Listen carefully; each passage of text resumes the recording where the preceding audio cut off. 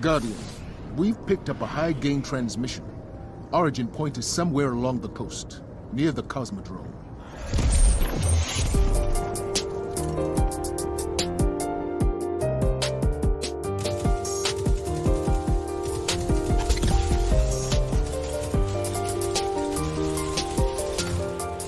What is going on, Guardians across the universe and beyond? This is Cosmodrome Radio, broadcasting live on all frequencies to the universe and at all the great places and whatnot, because we don't know what's out there in our great, expansive world. This is a show all about Destiny 2 and all the great things about it. Don't forget that you can follow this podcast on Apple Podcasts, Google Podcasts, Spotify, YouTube, all those great places if you need to know what's going on. So make sure you check it out. If you can follow us over on Twitter at Cosmodrome Radio, make sure you do that. We also have the merch store, shop.cosmodromeradio.com. We still have the Crota shirt up. Crota shirt is live. Pride merch is still live. We got the main merch still going on for you folks. So make sure you pop those different designs. They are amazing. All that money goes into the next merch drop. So make sure that you support. That way you can do a Christmas. I'm planning a Christmas drop. We were gonna do a Halloween drop, but it was like, if all the spider costumes would have won, I'd have been down for it. But the Beetle being the Warlock, not feeling it. I'm not feeling it. So we'll have to revisit it around Christmas and see how we doing and whatnot. All right, folks. My name is Panda the Paladin. To my right, because we're not doing a mobile show this week. To my right, apparently he has a cat. Cajun, freshly shaven. How you doing, buddy? I'm doing good, man. Doing good. I had to say, this week has been quite interesting on so many levels. And yes, my oldest cat, Morton, has decided to join the podcast today. I don't know why he's being needy when he's got food and water, but all right. I mean, it'd be like that. All right, and then below me we have the president of the Zivu Wrath fan club. Zivu's fan club got a little rowdy this week. After she was Zivu banished. got knocked down a pig. Yeah, she got knocked around a little bit. Look, I understand you guys are a little jealous. Y'all weren't invited to the Ascended Realm like Diva, but that's okay. Oh my god! Oh, apparently her invite got rescinded. Look, it's okay. I'll be at the War Moon. You guys do your thing. Hey, everybody. All right. And then we have the owner of a brand new controller. Hopefully she can start dropping wells at the appropriate time now. We shall see the next time we take her into a Crota. We'll see. The Tower Mom, how you doing? I'm all right, Panda. And yes, I will be able to freaking drop wells now appropriately. Thank God. Alrighty. And then we have our special guest. The connoisseur of the beverages, the Sherpa in the league of his own. BoundEffigy, how you doing, buddy? Tell the people who you are and what you do and whatnot. Hey guys, thank you for having me. I am BoundEffigy, your favorite Destiny bartender. All right, cool. Do you enjoy? What do you like to do? Enjoy? What do you like? What is your main focus when it comes to this game that you want to leave people with? So I have two sides of a coin. I'm a dad and I'm a father and a veteran. So I like to help people and I like to give back. So that's why we do the Drunk Sherpa raids every Saturday, 6 p.m. till I pass out from drunken stupor or I'm hiccuping during Gambit games. I promise you that has happened live more than once. And then the other side of me is when I'm playing offline with my buddies, I get very competitive. We do day one raid contests. We do low mans, things like that. Conqueror 10x, Gambit 10x, Dredgen 10x, freaking Deadeye 8 because they started that one late. You make me feel bad. I just said Conqueror 6. You're making me feel bad. Don't feel bad. It's an addiction, and I made poor life decisions. Oh, most definitely. I will say that the new Battleground Moon was very testing. Like I had to put on Ursa Furiosa just to get it done. It was very intriguing. Yep. So that was definitely an interesting battleground. So like if anyone doesn't actually complete that battleground this week, you're totally fine. You know, it was definitely going to be a challenge. Like we're going to see the LFG stacked next week for that whole GM. It's gonna be nutty. Oh, for sure. Oh, okay. So like, about what is your like? What is your like fresh out the grave story, as I like to call it? What got you into Destiny? So I was actually deployed in Korea at the time. I got to play the beta, and then I got to play the beta, and I played a little bit after that when it first kicked off in September, or shortly after that. But then I had to go do WLC, which is a leadership course for the army. And then when I came back, it was already like months into the game. So me and my wife picked it up, and we were trapped in Itaewon in a hotel waiting to ship home. Oh wow! And we had picked up Destiny. So I got into Destiny. The wife got into Destiny. She mained Titan. I don't hold that against her. I mained Hunter. And we had a great time. And we played almost all of Destiny 1 until I flipped over to cyber. I flipped over to cybersecurity. It was a big deal in the military in 2017. So I had to do a lot of training that took me out of the game. I took a break from Destiny. And then I came back. I was back for Forsaken, and I left pretty much after Cade died. And then I came back during Season of Arrivals. So I have taken breaks before. I know how to put the controller or the mouse and keyboard down from time to time. But yeah, I've played pretty consistently through, and gilding the seals and getting all the new seals has been really enjoyable for me. So that's like one of the key things that I like to get after, is that type of stuff. Excellent. Okay. Well, let's go ahead and dive into it. The TWID was actually pretty beefy this week. Yeah, it was. But like Bungie's still trying to get this currency situation correct, because first thing they did was like, hey, we noticed that we're not buffing the pinnacle grind anymore. Like, we're not going past 1810. So what we're gonna do is every pinnacle now is gonna be an exotic. And to me, I was like, I don't know how I feel about that, Bungie, but okay. Then they're like, cool, yeah, but here's the thing. Now you can focus your exotics, but we're gonna make it hella expensive. It's gonna cost like ascendant shards and ciphers and things of that nature. And it was like, okay, Bungie, very interesting. And then it was like, if you don't like go see Xur every weekend, you don't have a cipher, so you have like exotic engrams just stacked in your inventory nonstop. And it's just like, that's not healthy, Bungie. It's not healthy. And they're like, hold on. What if we get rid of the cipher? What if we say it no longer requires a cipher? And I'm like, why didn't you just give us more avenues to get the cipher, Bungie? Like, here's my kicker with the whole cipher bit. See, with locking it down to freaking Xur, it's not a bad thing, okay? Because you can pick up the quest every freaking weekend. Here's the issue, is that if you don't complete it within that weekend, if you don't complete that quest, which requires 21 progress. So for the most part, that's one hero nightfall. So that's 21 hero nightfalls. So in GM terms, that's roughly 2. Now, if you do the exotic mission rotator, that's 4 for just 1 on normal, and I think it's 8 on legendary. I could be wrong on those numbers, but you have to crank that out in the weekend. So that's from Friday at reset all the way to Tuesday at reset, provided they don't do a patch.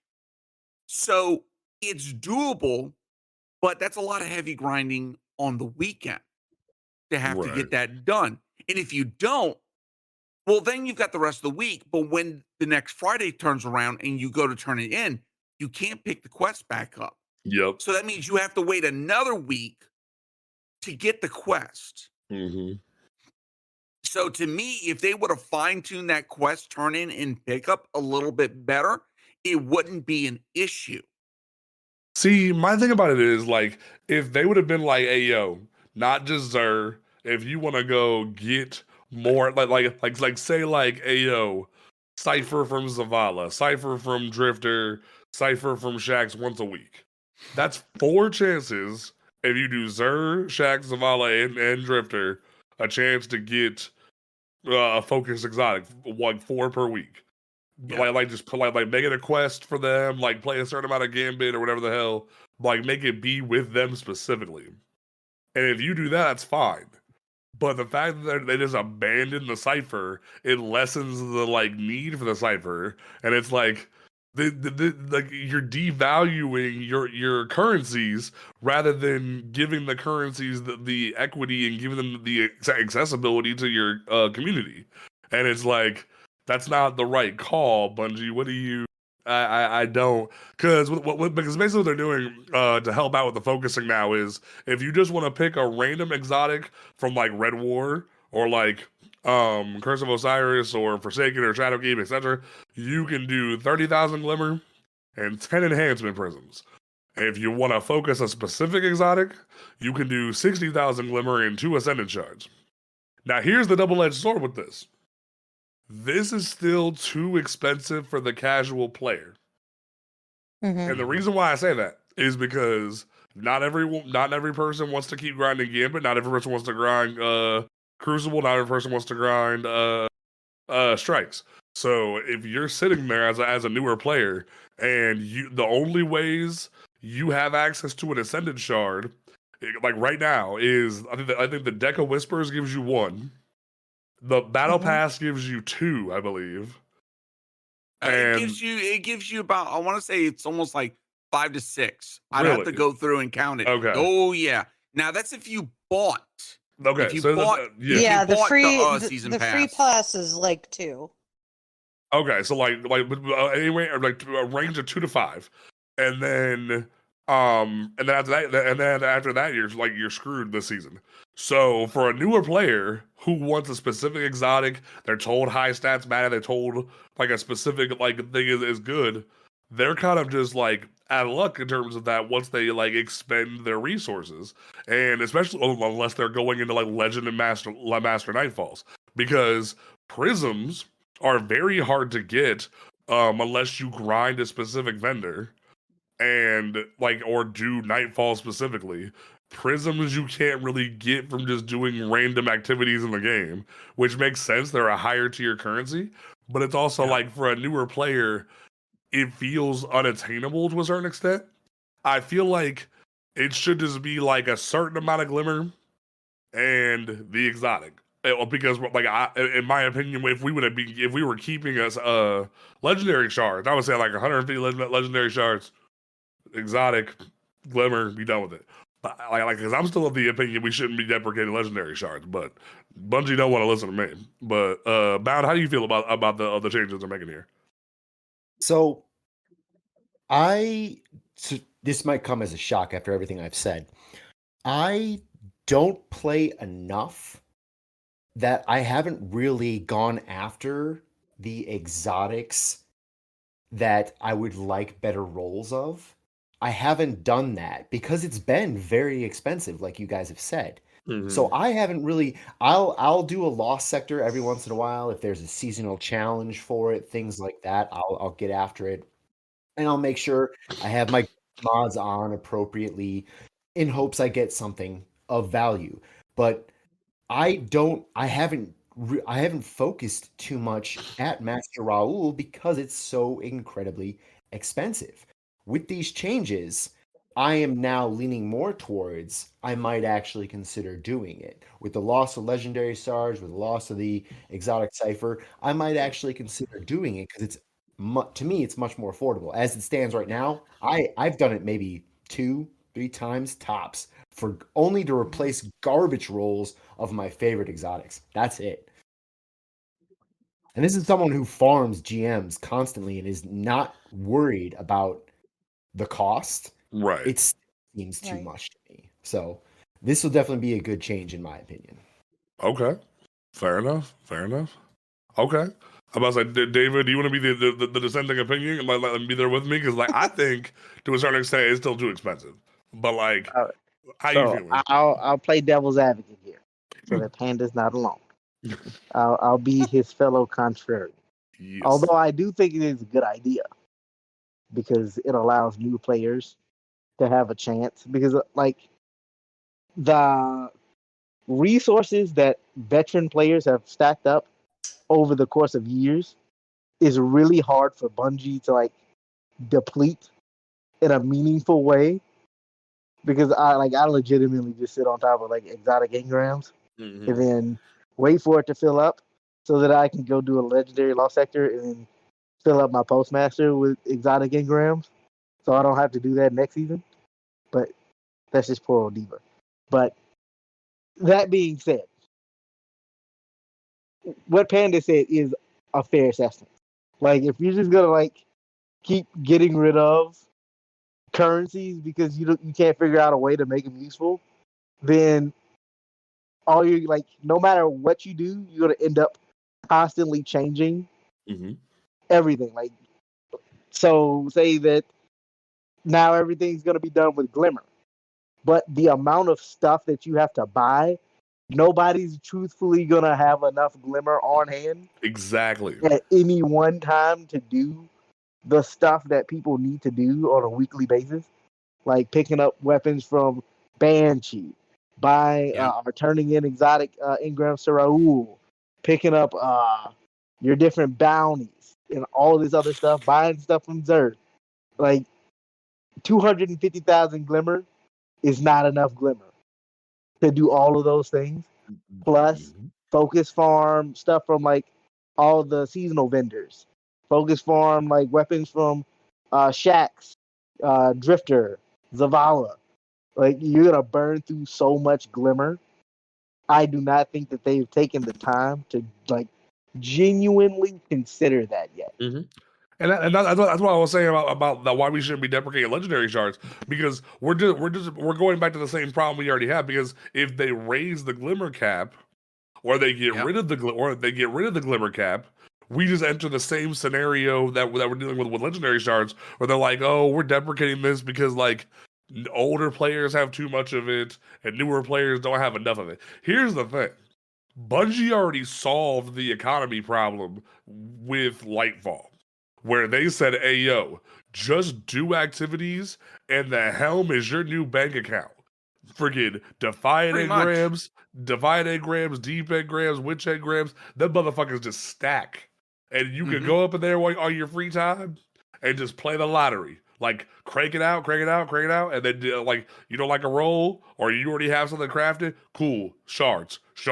Like, that's how I went from like 5K to 8K recently. Was just like I had like over 100 Defiant engrams and just freaking dropped it. It like that was a great way for newer players to raise their stock of the economy a little bit and actually have ways to get rolls of like Iron Banner weapons and Trials weapons. But then Bungie's like, nope, we're getting rid of it, and it's like, why? Why are we getting rid of the main currency of Destiny?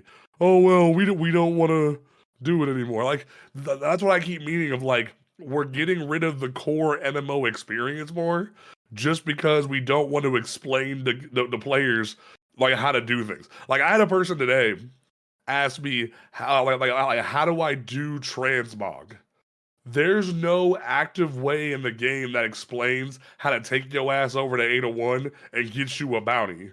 And it's like, Bungie, you bet, like what's going on here? We need to start explaining things to people because not everybody reads the TWID, and like they're not and doing not it. Everybody and has the time to read through Hippie's 5,000-word essay on how to play the game.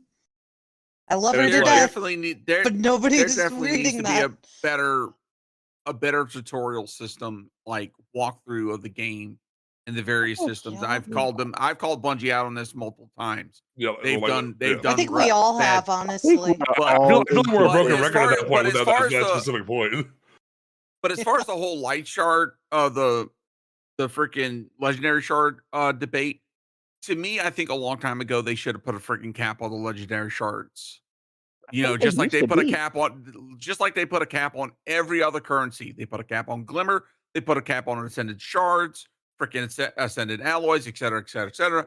They should have done this a long time ago to where it wouldn't be an issue to have to say, oh, we have this freaking, part of the community that has an exorbitant amount that they don't know what the frick to do with. Right. If they would have put a cap on it a long time ago, it would have been at least a little bit more manageable situation.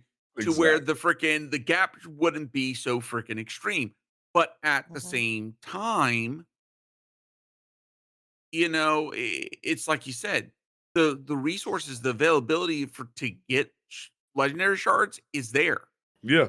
But it's a matter of, are you free to play, or do you have some investment into the Destiny life cycle? And that's what its bottom line is going to boil down to. And the thing, literally that to a T. And like recently we had the experience in the clan where we had someone who was like hardcore free to play for the like a good solid 2 months, where like they had no DLCs, no nothing, and they were just hardcore free to play. And we watched that experience kind of unfold of like, they couldn't really do certain content with us. They couldn't do Ron. They couldn't do like any of the paid raids. And they felt excluded because Bungie is just like, sorry, you can't do it unless you pay the toll.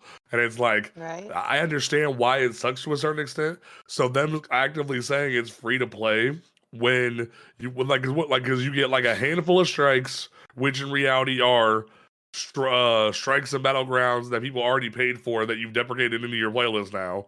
That you have 3 raids now, and you have PvP and Gambit, and 1 dungeon because Prophecy was free.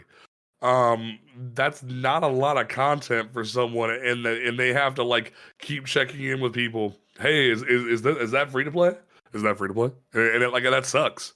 And I saw like it definitely is a situation of, for like casual players who invest in the game, Bungie already solved the shard problem.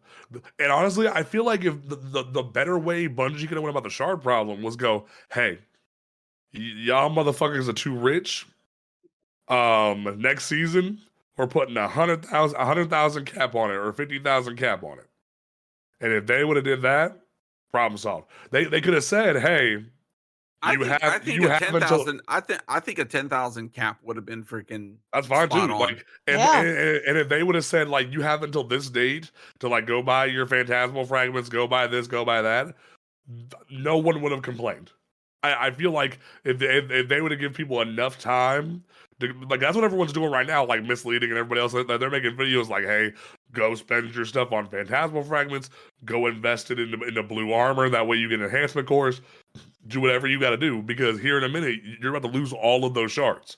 And I feel so bad for the casual Destiny player that doesn't read the TWID, and then come next season, all their shards are gone, and they're gonna be like, "Well, what's going on?" Hold on. Next season, it's not happening next season. Next season, it's happening. Right. It's happening with Final Shape. Okay, right. Next season is going to be the cost, like when you go to do stuff, the cost of using legendary shards is going to be removed. So basically, people are going to be bankrolling legendary shards like nobody's business next season. But come Final Shape, shards are going to go poof. And it's like it's going to be a similar phenomenon that we had with Lightfall, where they said, "Hey, brand new mod system," and people who didn't read the TWID and whatnot woke up on the day of Lightfall. Even if you didn't buy Lightfall, you woke up to a new update where all your mods were different, or if you were a casual player, all your mods were not unlocked, and it was like, what? And that was just nutty.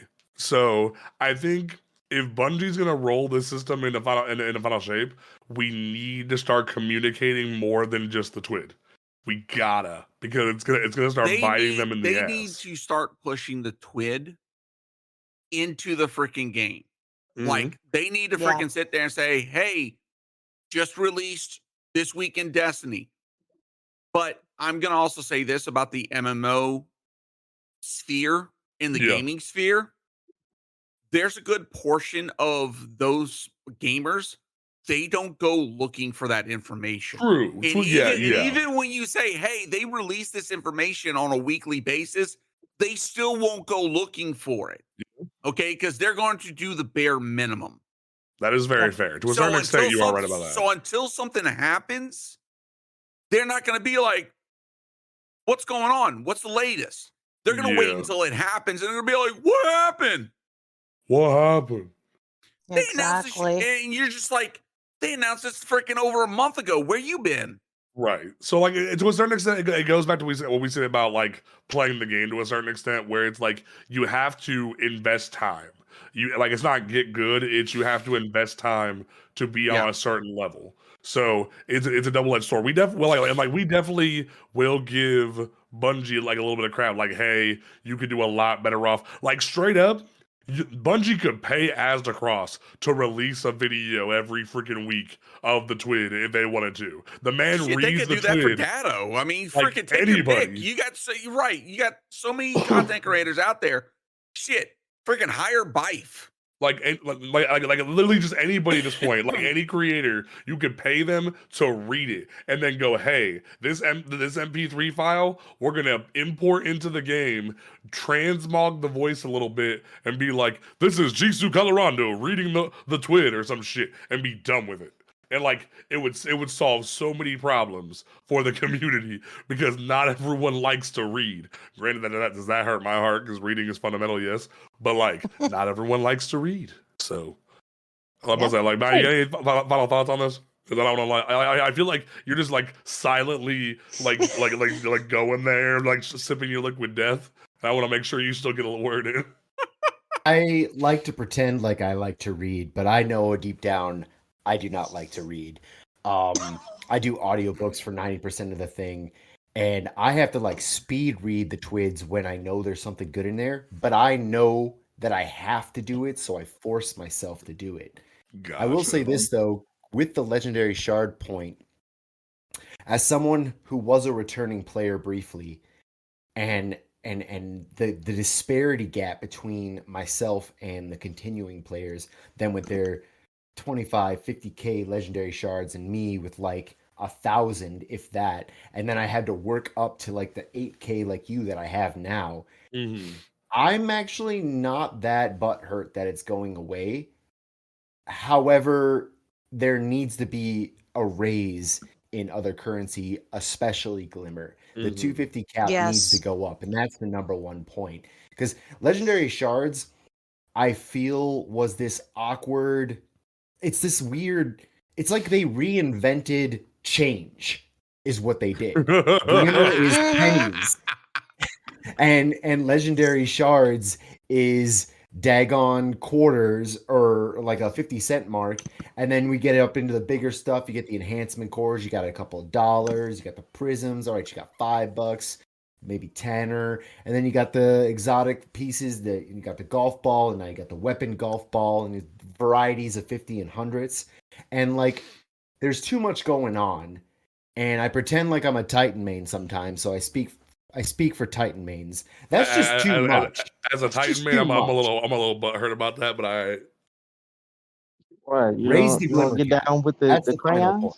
See, I don't subscribe to the old classic barbarian myth of Titans that all we do is punch. I'm a sophisticated brother. I'm the Zavala in the room that actually that actually like knows what he's doing but knows how to punch a motherfucker. Like that. Like that's how I am. Barbarian sorcerer. You know when to punch and when not to punch. Exactly. That is a great way to put it, because we had a Titan main find out real quick in the Lightblade GM yesterday that you can't just walk around and punch stuff and find out. And once he finally started to calm down and get it, he was a breeze. Shout out to Shio, because once he finally got it, it was amazing. It's like I had to shout my boy out on that one, because like David can tell you, man was punch crazy.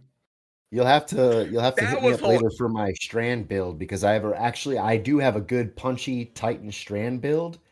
Syntheseps. Of course. So as I try to tell people, there's a wrong way and a right way to punch. Mm-hmm. When you see an exploding thrall, you don't punch. When you domestic abuse, wrong. Yes. when you see a GM and you see a thrall coming at you that can punch you in the face. Like I got backhanded by an acolyte in a GM yesterday. I was like, all right. So like, especially when it's arc burn. Oh my god, that's the worst. Because not only is the explosion arc, their fucking claws are arc. So if they sneak up on you, they get a claw in you. That's half your health. And the bomb is you're dead. Yep. Mm-hmm. So it was after the day one contest rate of Crota that I learned that freaking Thrall melee was arc damage. I fucking lost my shit on that.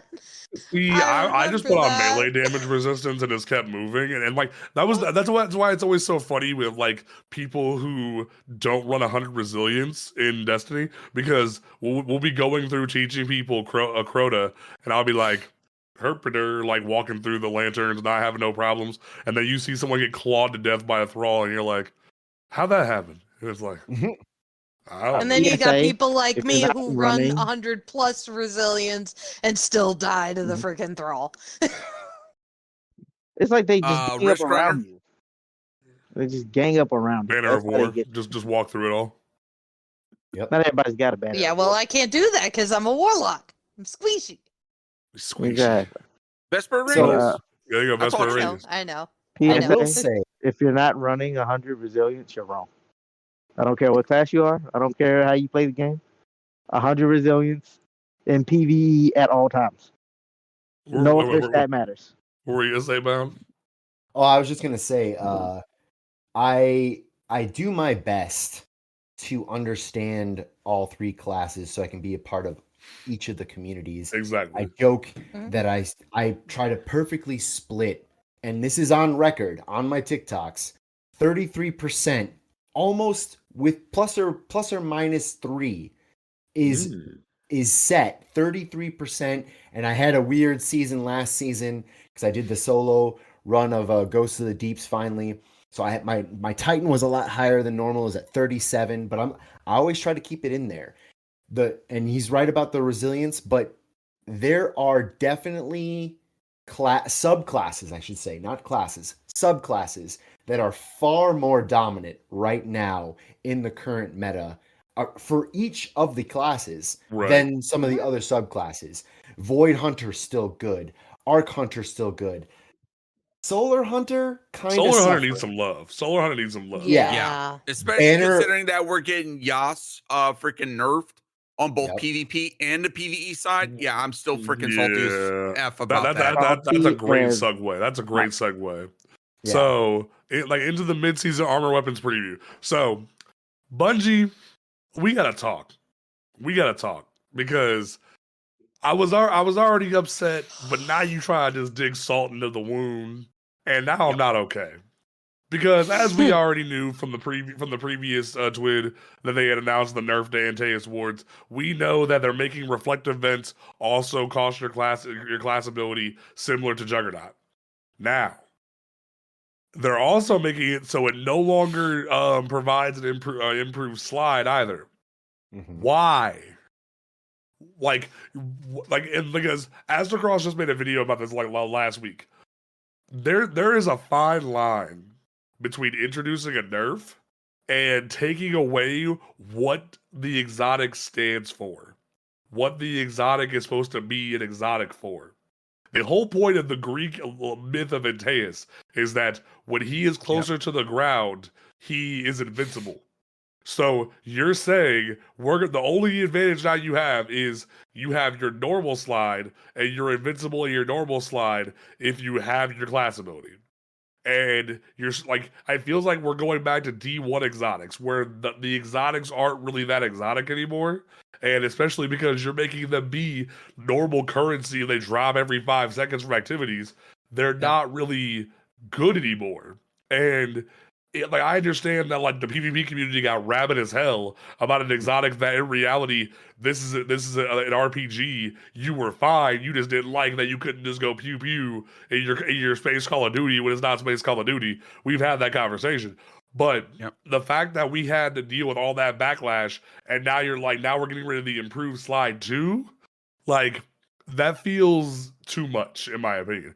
And it feels like we're taking away the fun, the fantasy out of these exotics because the people who want Space Call of Duty complain too much. And that's what bothers me a lot. And it kind of goes the same thing with the spine nerf, because Bungie is doubling down and trying to explain the spine nerf, where they're like, these changes to spine targeted 2 aspects of the exotic we felt causing issues. First, we want to bring its total bonus grenade energy more in line with other solar ability exotics like Athra's Embrace and Caliban's Hand. Second, we want to make sure it's easier to counter the enhanced trip mine in PvP. But then they don't say anything about PvE, and they're just like, meh. And it's just like, what are you doing? Why aren't you separating the sandbox? Why aren't you allowing this to thrive in the environment where it can thrive? You're just pulling the whole switch down and going, we don't care. PvP people complained, so we're gonna pull this giant switch. And it's like, you did it for Omni. You split the you split the sandboxes for Omni Oculus. You know you can split the sandboxes. Why don't you do that? And it's very weird that they're just like, we don't care. So so go ahead, Cage. I want to hear, like, I kind of ran it for you, but go ahead. No, you're freaking right on the money. And look, I'm gonna be flat out honest. Freaking what they did with freaking Yas, like, look, I kind of agreed with what they did with freaking Stompies. I felt like that was a needed nerf. You know, and everyone's gonna have opinion, but then it felt like, you know, after freaking the community got their you know, requested, you know, nerf on freaking Stompies, then everything went to Antaeus, and then when the hunter community started going, you know, okay, well, we're gonna start running around with Yas. Now it's like, to me, it's like Bungie is going from freaking, okay, we're going to do these slight adjustments to freaking things, to now we're going to knee-jerk fucking reactions. It's like, okay, Bungie, you used to do this before and you got called out for this. It's like, you need to stop. Stop it before you get freaking too hard. And I'm starting to agree with a lot of content creators, as well as other people that are saying that freaking, when you make an exotic not an exotic, what the fuck are we even using them for? Yeah. Right. And like, to me, right now, there's not a whole lot for freaking solar hunters right now. Oh yeah, you got Celestial Nidok. Oh yeah, you got Blade Barrage. Those are freaking very niche freaking exotics. And even Yas was a niche exotic, and now you're nerfing it to the ground on both the PvE and the PvP front. It's like, Bungie, rein this shit in. Seriously. Yeah. I'll take it a step further. The community has just as much responsibility for this as Bungie does. Because the big reason why Bungie did a lot of these nerfs was because the community called for them, like they were calling for French politicians' head during the revolution. Right. God damn it. And so it was not wrong. A lot of players being like, I'm losing to this and it's frustrating me. So instead of learning how to not lose to it, Bungie make people not use it anymore. Which is the reason why I say Stompies are not that big of a problem.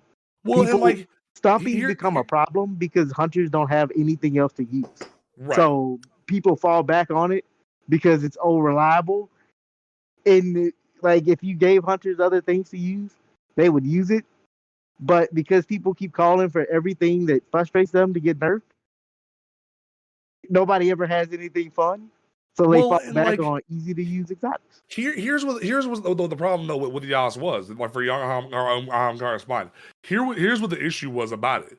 If someone chucked a trip mine, not only would you have like almost no time to react to it, but it would explode, take you to like 20% health, and then would tick damage you. So it kind of fell in the same line of Le Monarch, where the burn damage was too much.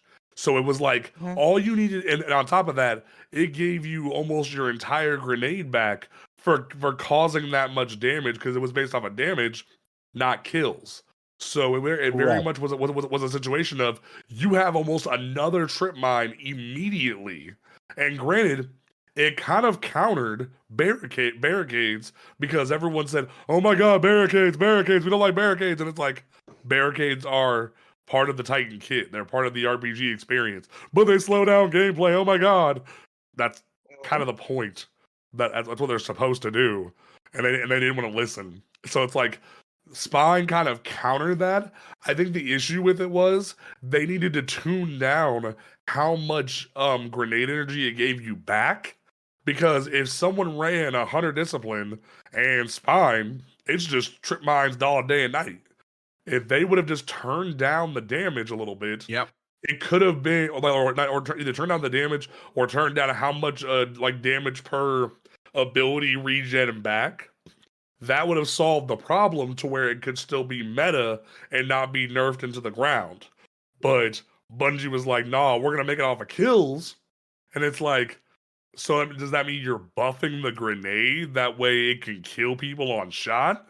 Because if that's the case, that's even gonna be worse in the long run for a lot of people. And on top of that, now you're saying now we're gonna make this nerf at PvE as well, and not care about PvE. And to David's point, if you take away things for hunters to do, we saw it with renewal grasps. But granted, renewal grasps have gone back to normal to what they originally were, but it's too little, too late for a lot of people. And the same thing here with freaking Spine. They're just taking it with his different tools, and Bungie's like, "Hey, we did this to sort of force people to use different things like Caliban's hand and Athra's embrace." But like, let's be real here, your proximity knife technically does the same thing as if you wear Caliban's hand, it does the same thing as Yas for your knife rather than your grenade, but your proximity knife doesn't do half as much damage as a trip mine would.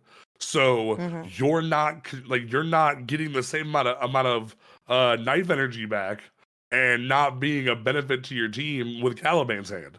So this explanation of like we wanted to sort of line it up more with that, it's like, but you didn't. How about just buff the proximity knife a little bit? That way, people have a reason to run Caliban's hand. And then for Athra's embrace, it's based off the weighted knife and just gives it a second bounce. But it's like, why not make it so instead of a bounce effect, it has more of like a tracking effect? That way, it gives people a reason to use it rather than like only used for like trick shot players. And to this day, nobody knows that Athra's Embrace makes your weighted knife stun unstoppable champions. If people knew that, it would give hunters another thing in their kit. But nobody knows that. It's freaking hilarious. I'm gonna tell you right now. I'm gonna tell you right now. Right.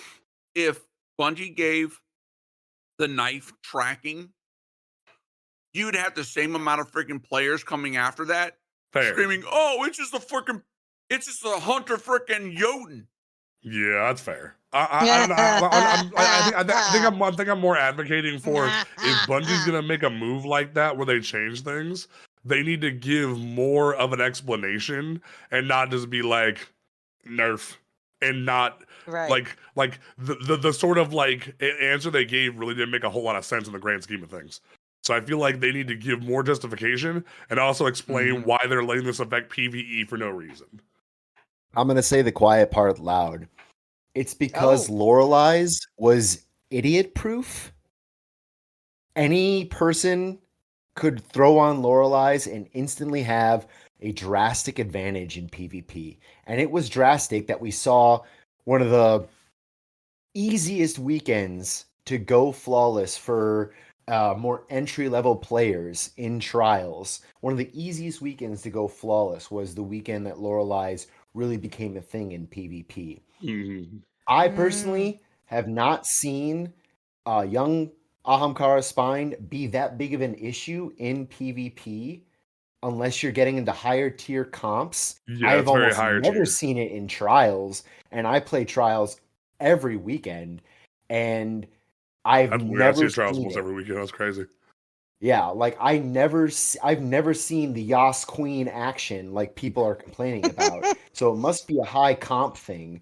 But it's not idiot proof. You have to understand it, and you have to build into just a little bit. It requires some tactical planning. Yeah, it requires some game sense. You know, it's not something you just to a certain extent. Spam. It's not something you just willy-nilly spam. Yeah, they're not willing to say that. The reason is the applicability and the bar of entry was so low for things like Lorelei that we had to nerf it versus we wish Destiny was an actual competitive PvP thing. So now that people are complaining about it, we're going to try to pretend like it is, and thus we're going to nerf this thing.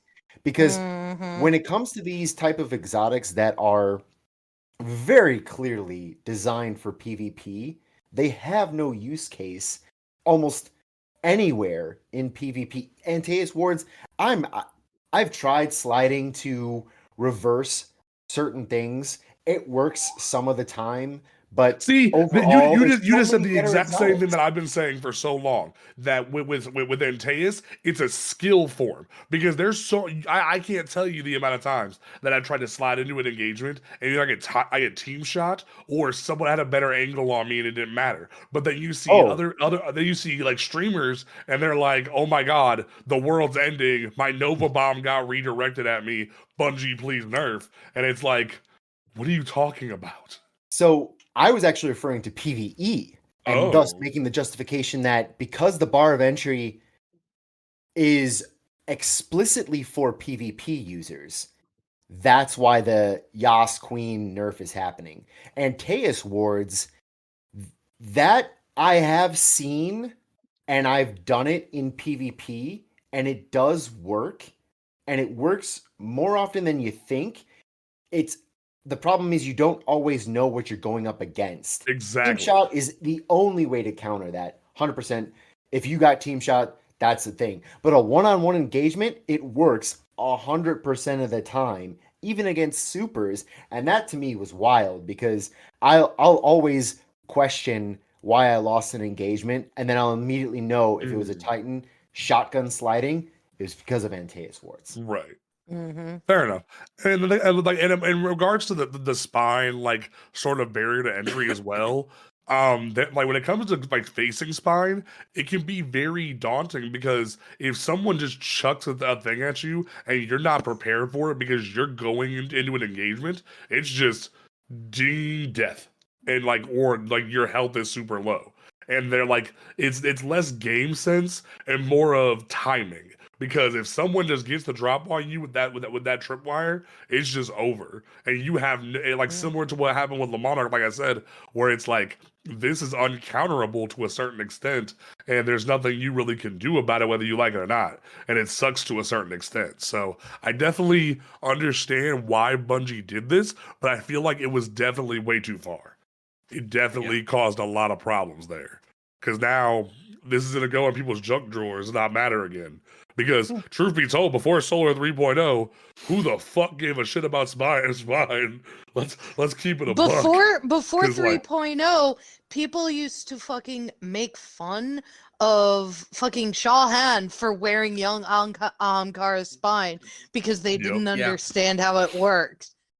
And then once 3.0 came out, they were like, oh, okay, we get Shaw now.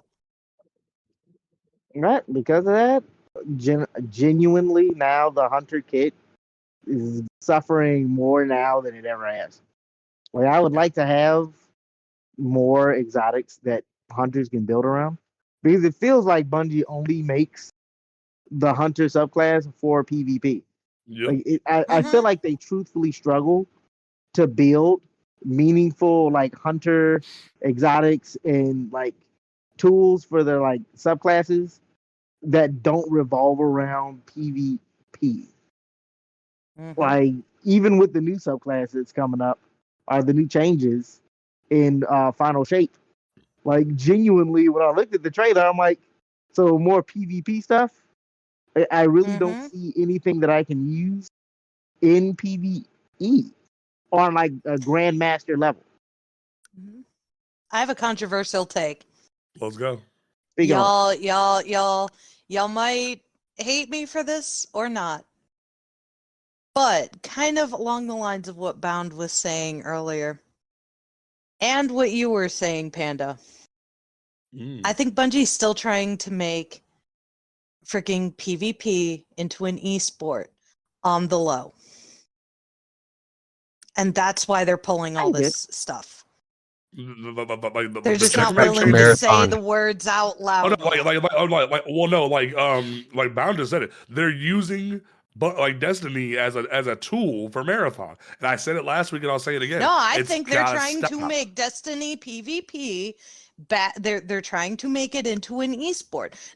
I'm not even considering Marathon in this take. I think they're on the low and not willing to say the quiet part out loud yet. That they're trying to make it into an esport because they fucked up with Gambit. Okay, so Gambit in esports. So at the same time, I'm gonna say this. So we know that the PvP strike team is in play. Mm-hmm. Okay, so hence why we're starting to see a lot more constant updates to the PvP stuff. Right. Okay. So I'm going to be the devil's advocate and say, community, you wanted more responsiveness to the PvP stuff. We're seeing it, but now it's starting to bleed over into other things. And I've said this before on the podcast, and I've said it before to Panda, and I know this irks him to a degree. To a certain extent. We've seen PvP as far as mayhem. We've seen the freaking chaos that brings. And Bungie's like, okay, we're going to go to the other end of the spectrum and we're going to bring in Checkmate. And I'll be honest, last weekend, I gave it a good freaking hoorah. I absolutely freaking do enjoy it. Now, I will say this. Mind you, when based upon what time I go in, it's either freaking I want to shoot myself in the foot or I'm having a great time. If I go in during my normal middle of the night, I want to shoot myself in the foot because I literally get put in with freaking lobbies that do not make freaking lick of sense. Yep. But if I go in during the day, the lobbies are freaking absolutely chef kiss. And I feel like I have a good chance at every one of my freaking engagements. It is down to freaking player skill. It is down to freaking gunplay. And I'm not freaking relying on my freaking. I have to be tactical with using my class ability, with using my grenades, with using my melee. Absolutely had an absolute blast with it. And definitely, I think I'm going to be giving it some more goes while it's still in the lab.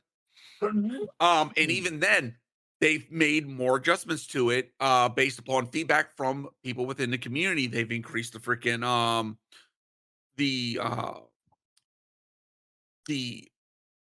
was it the ammo rate? Not the ammo rate, but the freaking they reduced the amount of heavy ammo. The time that heavy ammo spawns. I freaking love that. And the freaking capture points. They increased that to where the matches last a little bit longer, which was a common complaint that a lot of people had, that the matches felt too short. Outside of that, a lot of the feedback and things that we're seeing on the PvP front, this is the strike team in effect. This is them doing their job, listening and sifting through the free feedback in order to address it as quickly as possible to bring the sandbox into what the community feels it should be. But I'm with Deva and others. I feel like freaking for hunters, our kits are getting nerfed more and more. To where even what I said a couple of podcasts back, that hunters do have some kits to use, I feel like I have got to retract that now. It's like, well, fuck, you took another one, Bungie. What the hell? Yeah. Like, Because right now on the PvE front, in Grandmaster, Omnioculus or freaking Gear Falcon or Orpheus Rig, take your pick. All void. Yeah. It's very much that kind of situation where like you're being trapped into these certain builds, and I definitely just like Warlock with Well. Yep. Well, but like here's the issue with Well, and I've spoke on this before, and I genuinely have been torn on the Well situation because while I feel that Well is a great attribute for the healer like class in the game, that like it does what it's supposed to do, and it isn't too overpowered. I don't care what anybody says. It's mathematically like probable you will die to well in certain cases. I don't care what anybody says. Like well is overused, but I don't think nerfing it is the way to fix the issue. I think because if you look at like any of the damage tests that certain YouTubers do every season when they do different certain buffs and nerfs, you can see the issue at hand.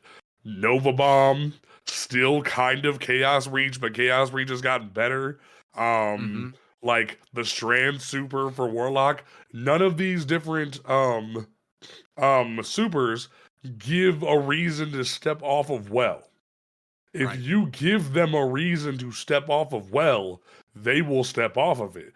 I remember back when Atheon first came back to the game, and there were Warlock teams just doing 6 Chaos Reaches going Kamehameha in this mug. But when you keep nerfing things over and over and over again because you think they're imbalanced, what was left? Well. And then the Bungie started to have a competition of whose whose defense super is more powerful or should be the more powerful one, Bubble or Well. And ever since they nerfed Bubble in PvE to a certain extent, you never see Bubble being used as an alternative to Well anymore. Because there was a point where Bubble was a viable pick over Well, and now you don't see it anymore. And I miss being the Bubble Titan. I miss being the guy that throws down the hurdle. I still say a great buff to Saint 14 Helm would be make it so you can shoot through your bubble if you're wearing it. And that would solve the problem for a lot of people of, well, you can sit there and just shoot the boss, versus with a bubble, you have to lean out and expose yourself to damage and actually step out to shoot the enemy. So if they do that, Bubble's back on the menu, boys. You don't have to run well all the time. Exactly. They just need to actually give it a chance. To the issue is to give hunters some kind of defensive super, because hunters don't have a team support super at all other than Tether. They don't. And even that could be considered an offensive super. We don't have any team help options. Genuine. About the closest that we have is Tether, and that basically a 35%. What was that? Damage buff. A damage buff. Debuff. Yeah. So, and I've said this before. If they put either a health or overshield leech off of that, to where the more freaking we do damage, the more of an overshield or health that we regen, given what's going on. Well, we've got another freaking viable option. It's like, okay, the Warlock doesn't want to do well. The Hunter can go Tether, or freaking Titan could go freaking, Bubble. Or, I was thinking about this the other day. We've got so many freaking Arc exotics that are kind of crap for freaking Arc Hunter. Why not make one of them work with freaking Gathering Storm, to where it links up with Gathering Storm wherever you freaking smack it? So, like on this case, you smack it right on the freaking boss. You're gaining amplified for your entire team because you're wearing this exotic. And as you're doing that's what damage, they're doing you're with the super. You're chaining more arc damage no matter what weapon you're utilizing. So you're increasing damage output, and on top of that, you're gaining resistance for your entire team. Well, don't even do that. Don't even do that. That's what they're doing in Final Shape, though, with updating the Arc Hunter. They're giving them an They've got that in the work. I think a really cool way to deal with that is kind of make Gathering Storm into kind of like a well. Instead of throwing it at the boss, you throw it at the ground and make it into like an arc pylon that attaches to your teammates and feeds you a constant overshield and amplifies everybody. I'll be down for that. Yeah, that would be cool. That would be epic. I feel like that would then give hunters some way to be like, you know what? Hey, we don't need a well, or we can run this pylon in a bubble, or this in a well, and other people have options. And hunters will then have a way to play the game that's not just, I'm going to pump out as much damage as possible. But I'm going to be running around being an invis bitch. Exactly. But I take it a step further and Florida say man. it's genuinely starting to feel like hunters are losing like an identity inside the game and Ooh, starting to feel like just basic non-space magic having like bare bones class. yeah. Like if you want to play Destiny Yeah. without having the space magic, you play Play Hunter. Hunter. It's because Yeah. everybody came over from Call of Duty and just clung to hunters, Dava. Like everyone Well, came I mean, over from that was supposed to be their purpose. You know, like hunters are the Bob's laughing at me, but like literally that's what happened. Like you saw, like why do you think the majority of the PvP community is like that? Like the majority of the PvP community is hunters because they came over from Call of Duty and it's like we like the gunplay, so we're gonna stay. And they're like, okay, and it's like that's not the answer to just to be a hunter because you don't like the RPG aspects. But see, well, to hunter's me, supposed to be the class that's the easiest to pick up if you've ever played a like FPS at all. You know, you can pick it up. It's not, too different from what you've learned over the years. It's pretty quick and easy to pick up. You've already kind of learned the Right. movement and everything. Mhm. That's what the hunter class is supposed to be, but it's devolved from like having some aspects of being like the scout of the team to give you tools to support your team, and it's become just, well, you guys do a lot of damage with your weapon of choice. Mm-hmm. That's about all we can do for you. Was that now? What were you gonna say? Oh, I was just saying I was laughing because I was remembering that damn TikTok. That Destiny is the Call of Duty retirement. See, like I saw that. home. I was gonna respond to it, but I kept forgetting about it. And it's like that person saying that is them like being like half the community misunderstanding what Destiny is. Bungie has been very clear about what Destiny is since it came out. It's a looter shooter MMORPG with FPS elements. They've been very firm on that, and yet people are like, "But it's an FPS," and it's like, so. Like this was Bungie's attempt to bring MMOs to the console generation without giving you like 50 different things you need to click or press while scrolling your analog stick around. And people never understood that. They just said, "Ooh, space guns." They're like that. They just assumed this was Halo again, and it's like this is not Halo. This is a whole different ball game. I think this is yet another thing that the community has responsibility in, because anytime Bungie tries to make it that RPG element, like I genuinely believe that a lot of players actively go against it. Yeah. Like I will forever be salty about Thruster because I feel like Thruster has effectively made the hunter class irrelevant. Because like don't hurt my thrusters, David. Don't hit my the reason I thrusters. say this is because like dodging is the hunter class's thing, right? That's our class ability. But it seems like everybody's got a dodge now, and there was supposed to be this class envy thing that was supposed to kick in, but now everybody's got a taste of what it is to be a hunter. So why play hunter if everybody's got a dodge? The slide melee. That's everyone has a slide melee. That's basically a dodge. Exactly. Everybody's got some, but hunters are relegated to. Well, can we get the Twilight Garrison? Nah, cause that's the Titan thing, and Ikdash is a Warlock thing, so you can't have that. Can we get some support? Can I get something like what is it, Necrotic Grips or something? Nah, cause that's a Warlock thing. It's like, well, shit, what the fuck can I have? Like, can I get some space magic, sir?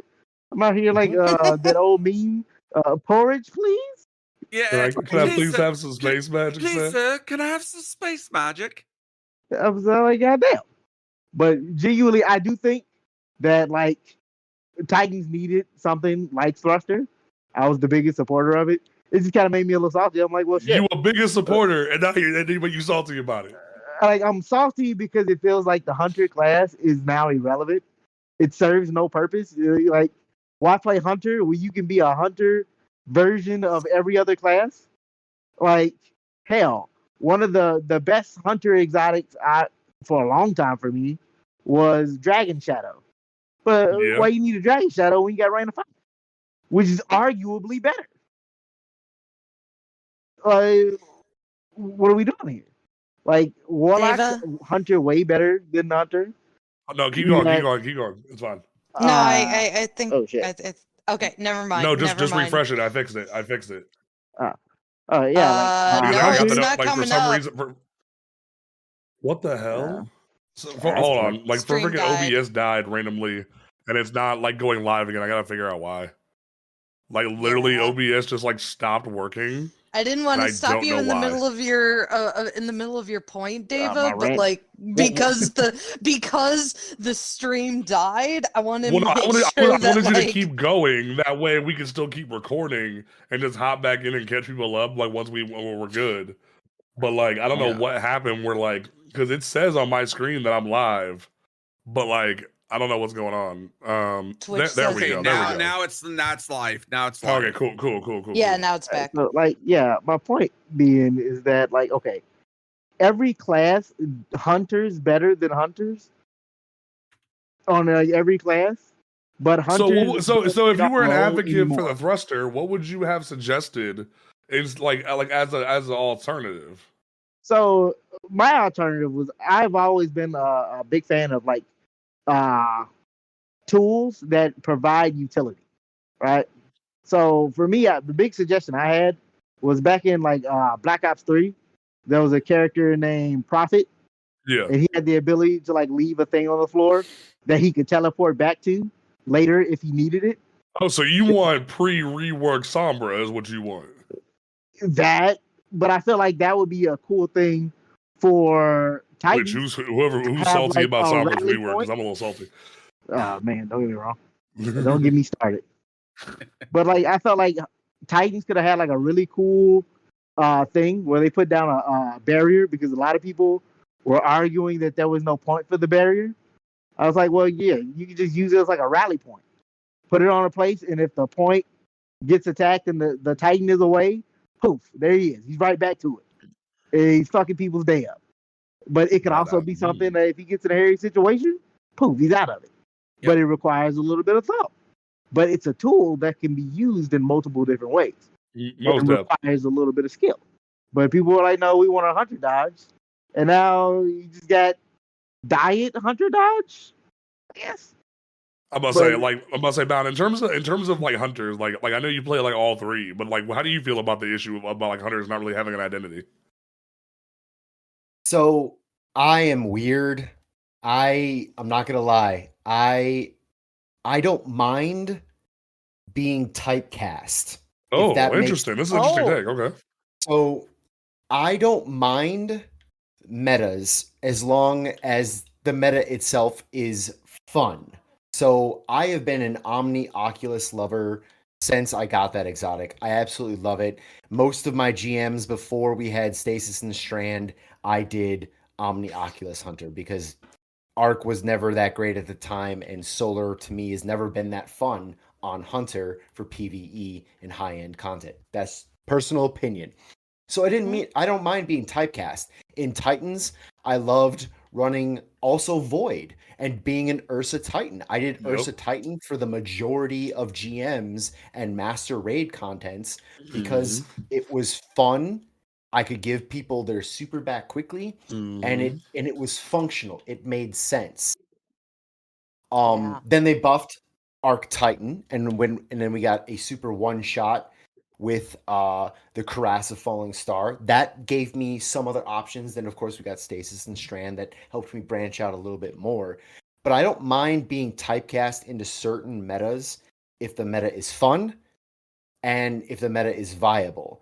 I don't think we necessarily need to pander to every subclass unless they fix the subclass first. And right now, Solar Hunter subclass is the weakest. I would probably say PvE wise, Stasis Titan is complete garbage. Absolutely worthless. Except for the brief moment where we could one shot Riven with 5 Titans was hilarious. Yes. That was comically funny. I've been saying for ages, Stasis Titan needs rework in general, because they were so afraid of it in PvP when it first came out, and now they're like, destroy. And it's like, it needs help so badly. Yes, but that's just me. I'm a bit of a purist. If it's fun and the meta is viable and the meta itself is fun, I don't mind being a little typecast into that role. I've never minded being a well lock, especially when I could have some viability with other exotics. We lost, the stupid robes, fine, whatever. They're still semi-viable, but I never minded being a well lock. Starfire, Starfire. Yeah, but I never minded being typecast as long as it had a function, it was viable, and I felt like I was accomplishing something. That's to say, I still believe they should boost these other subclasses and make them more functional to be competitive, not only in PvP, but in PvP or PvE. I think they should, but I don't think that's the fault of the community, and I don't think that's the fault of build crafting, and I don't think that's the fault of the exotics. I think that's the fault of Bungie and the weight that they've put on the competitiveness, especially in PvP, in high-end PvP, and high-end PvE. Because in Master Raid, I'm going in, I got my Strand Hunter or my Void Hunter, I got my Strand Titan or my Void Titan or my Solar Titan, and I got my Well Lock and maybe Stasis Lock. That's it. And I know what I got, and I got my builds, and they're fun. But don't come at me and say, oh, you should play other classes more. Make the class viable and stop nerfing exotics for arbitrary reasons. Exactly. Let me Thank you. Fun. That's one of the reasons why I don't play Hunter. Yes. Because it doesn't feel like anything is viable. I have to step away. I appreciate coming out here, guys, and talking with you. If you're still going, I'll be back in a little bit. I'll throw up a little be right back thing. But yeah, I'll catch you guys in a bit. I'll still lurk. So if you have any hot topics, please drop it in the chat and I'll be watching. All right, cool. Thank you for being here. Absolutely. Yep. Yes, thank you so much for being here, Hud. Buzz, I definitely want to make sure that we got Bound in there. I know me and David can go for hours, but we want to make sure that Bound can still get his speak on there. Appreciate it. What's up? I'll just throw the final thing out there. If y'all want to join me tomorrow, I'll be doing some Ron helps, and I'm gonna be carrying the youngest Guardian. He's 9 years old. Through his first last wish. So it's going to be really cool. Whoa. And then we're going to do some Ron. I remember when my kiddo was 9 and learning how to do div run. So that is so much fun. I can't wait to see that. Heck yeah, I love that. I'm about to say, we always try to make sure that everyone leaves on a final statement. What do you want to leave the people with?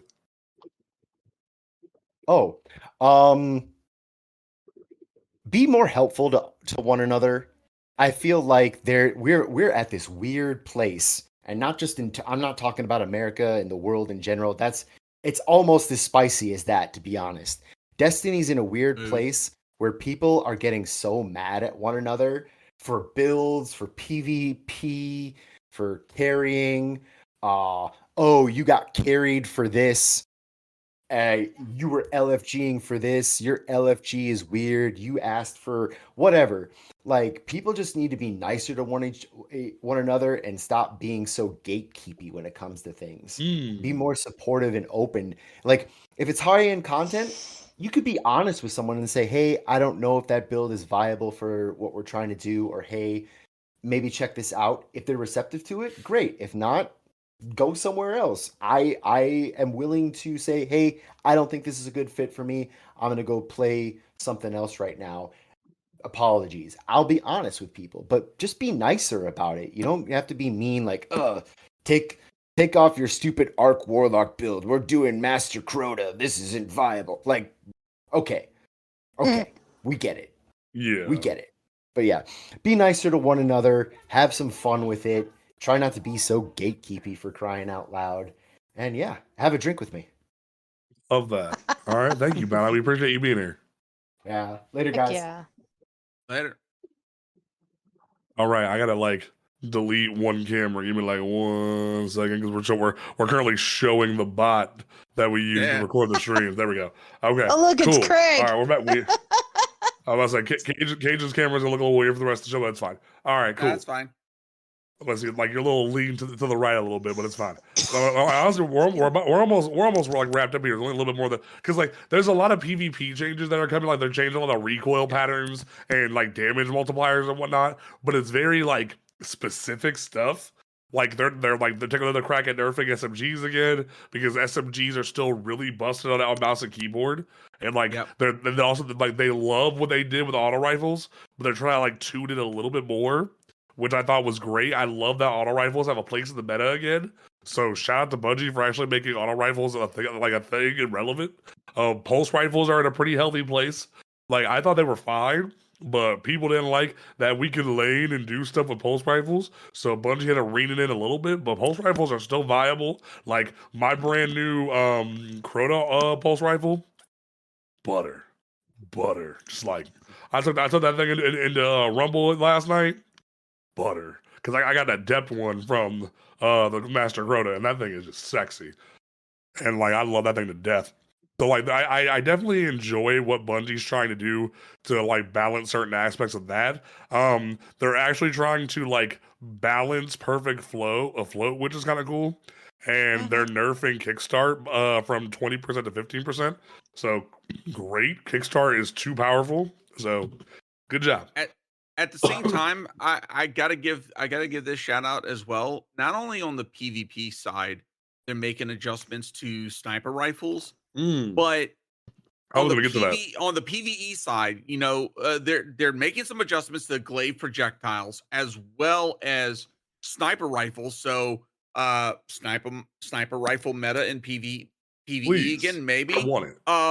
Increased damage against minor combatants for pulse rifle and auto rifles. Let's freaking go. Yes. And greatly increased damage against champions for Revision 0 and Vex Mythoclast. Love that so much. Freaking, yeah, exactly. You know, the fact that some of these other exotics are getting some small love in some areas to make them, I would say, maybe into the viable category, I think is going to be a good thing.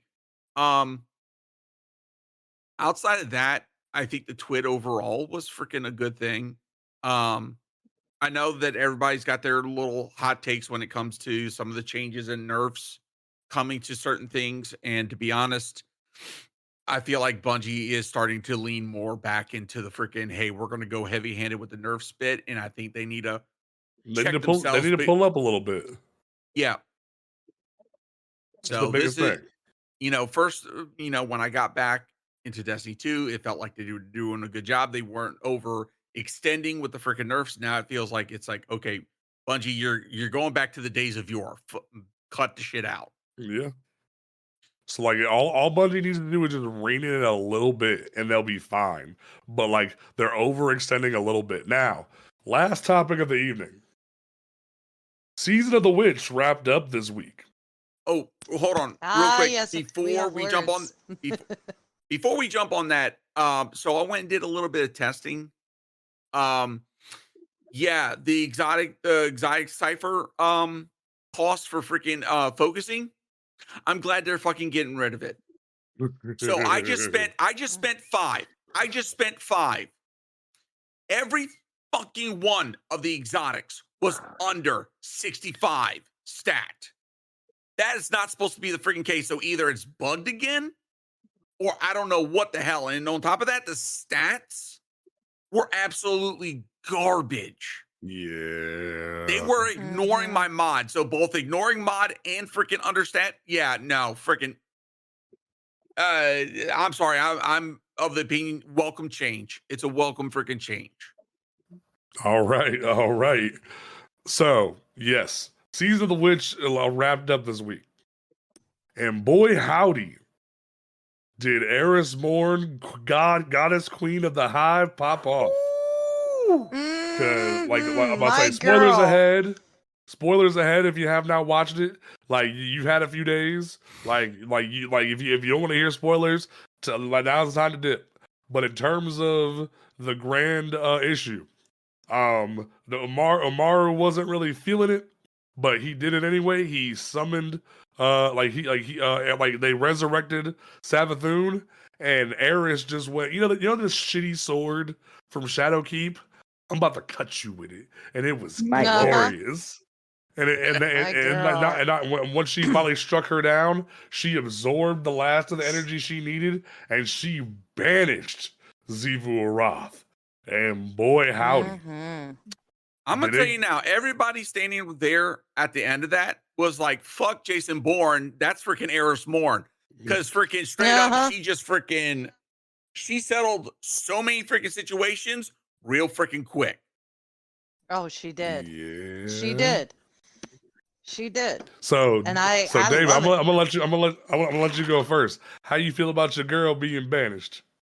I don't really care too much as far as like you were talking about being in the throne world earlier, and she can't access that no more, bro. You're there alone. She went bye-bye. You're all alone in the corner. We still got the War Moon. We still got our special place. I ain't tripping on it. But no, like legit, like as far as the story goes, like we have to do something. I feel like this is a bit of a little lazy writing because I expected to like kill her and then kill her again. That was gonna be the fun part, like kind of how we did Oryx, where we killed him in the story and then we had to go fight him in his throne world. But now I feel like we're gonna get like they're just gonna callous my girl and be like, well, she's dead now. And like a story missing somewhere. That's the thing. So that's when the Orcs thing with came the around, hive. Well, that's the thing. Go ahead. Go ahead. No, you go ahead, hon. Because I've got lore. You do your thing. Yeah, when we encountered Oryx, we really didn't know about the Taken, and we didn't really understand the Ascendant Realm. It wasn't until after he came back as the Taken King. That's when we really started to freaking dive into that, and that's when it became a whole different ball game. That's when we really started to understand the freaking hive, the hive logic, and the Ascendant Realm, especially throne worlds. Mm-hmm. So it was after that that we knew that we had to take extra steps and precautions in regards to the hive. And so all the lessons learned, everything that we encountered up until now, Eris has been playing freaking chess. Mm-hmm. And this was the opportunity for Eris. And she knew that she could have went to the freaking off the deep end. She could have freaking nixed Xivu off the freaking map 100%. For her, for Xivu, that's what she wanted. That's the thing. Xivu wanted that death because that would have fulfilled sword logic. But Eris doing what she did broke sword logic to the fucking degree. Yeah. And just cut them all off at the knees. Yep. The other thing is that just like we learned in season of the freaking Seraph, actively engaging in conflict in any way, shape, or form feeds Xivu Arath's worm. Mm-hmm. If Eris had killed or confronted Xivu Arath as the Ascendant Hive that she was after killing Savathun, all it would have done is made Xivu Arath more powerful, infinitely more powerful, given that if Eris had confronted Xivu Arath and Eris had failed, then Xivu would have absorbed all those tithes from Eris and us, and all those tithes that Eris absorbed from killing Savathun. And so what that would have done is we would have had to have done another version of Season of the Witch, but we wouldn't have been able to do that because Eris would have failed. Eris is mortal. Eris doesn't have a ghost. She has no one to revive her. If Xivu Arath had killed Eris, we would have been screwed. Yeah. So the only way to fulfill a way in which to, defeat Xivu Arath, just like with Rasputin, deactivating all of the war stats and then deactivating himself, stepping himself away from the game board was for Eris to force Xivu Arath to be stepped away from the game board. She can no longer feed her worm. Yep. That's the thing. Being disconnected from her throne world means that she cannot feed her worm, and therefore the worm will eat her. We don't have to do shit. The worm will eat her from the inside out because she can no longer absorb the tithes. That's one of the things about the throne world, is that is the catalyst for absorbing tithes. And so Xivu Arath's cut off from that. She's cut off. I literally just read this a week ago in the Book of Sorrow. Like a bit of a plot hole. Like, so how is Eris accepting tithe if she doesn't have an ascended realm? Because she was using Asa as her catalyst. Yeah, she said that like 2 weeks ago. We had lore about it. We radio messages about it, and even Eris mentioned something about it this week in the radio messages. Asa was her catalyst. Why can't Xivu do that then? She can't, because all of the race of Leviathans that Asa was a part of were first converted to the darkness and then killed. That's why Asa is the only surviving of her species. She's not just the only surviving individual of her species as it was when the darkness came to Fundament, but she's the surviving member of her species as a whole.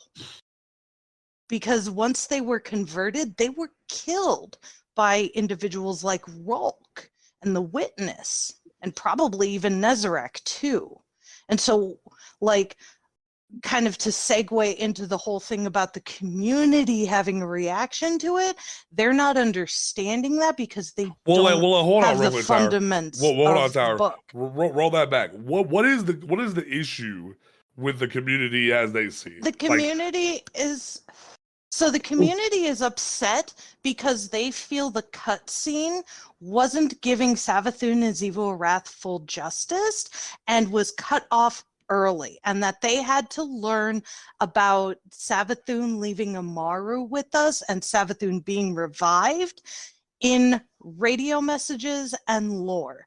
The majority of people who are arguing that think that we should have seen that final communication, that final conversation with Ikora and Savathun and Amaru and Eris in a actual extended portion of the cutscene.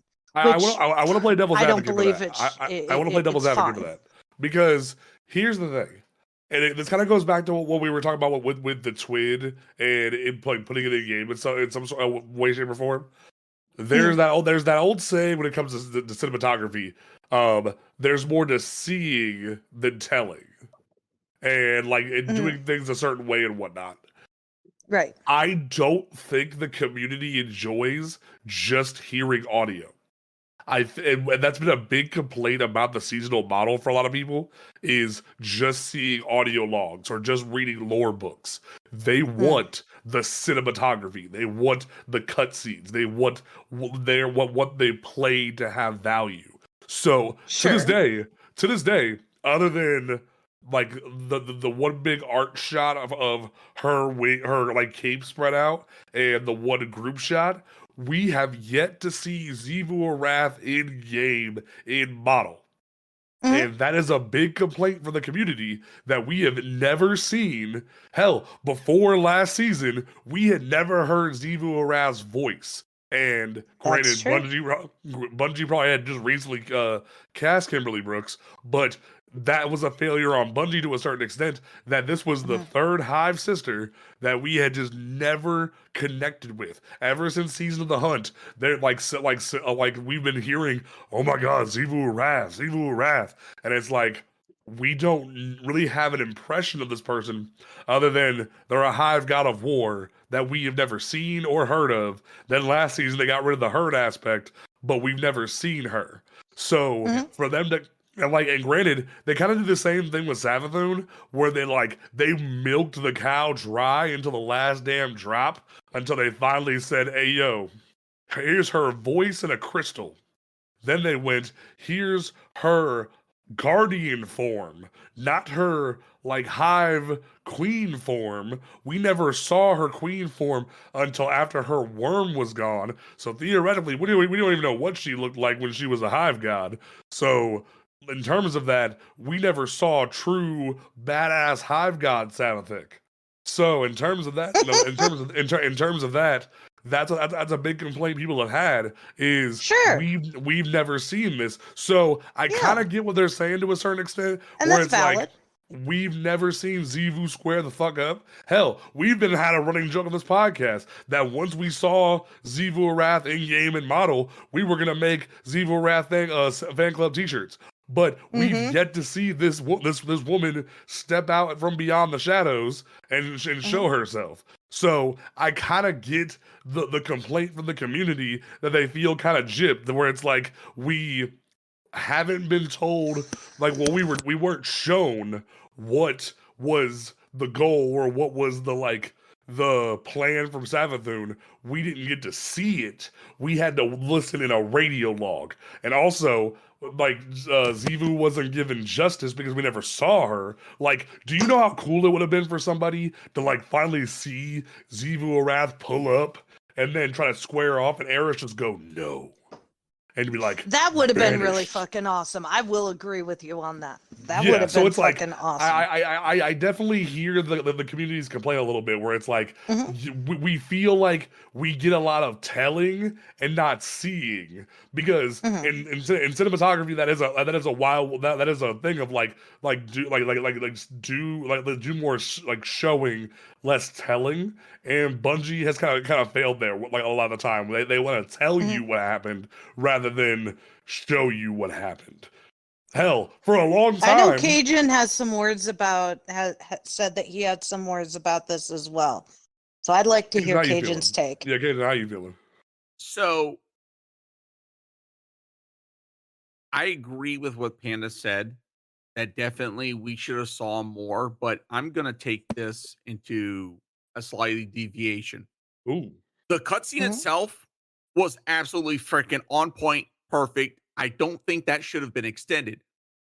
What I think should have happened is that in-game action should have happened, in which we should have saw the interaction of Imaru resurrecting Savathun. And basically it's hey, here's this final bit that's going to touch on everything. And so that lore page should have been its own separate thing outside the cutscene.